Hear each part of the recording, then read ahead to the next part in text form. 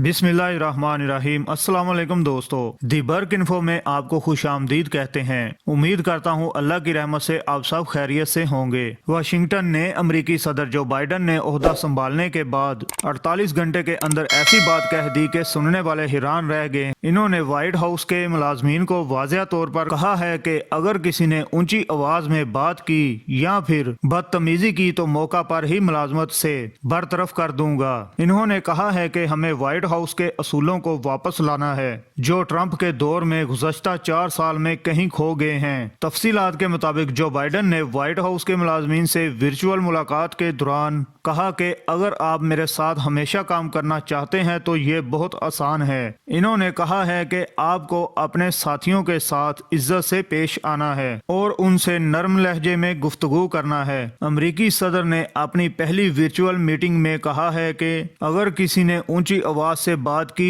या कोई बदतमीजी की तो इस शख्स को बगैर किसी लिहाज के मौका पर ही मुलाजमत से बरतरफ कर दिया जाएगा। तो दोस्तों, ये थी हमारी आज की वीडियो। इसी के साथ हमें इजाजत दीजिए। अल्लाह हाफिज।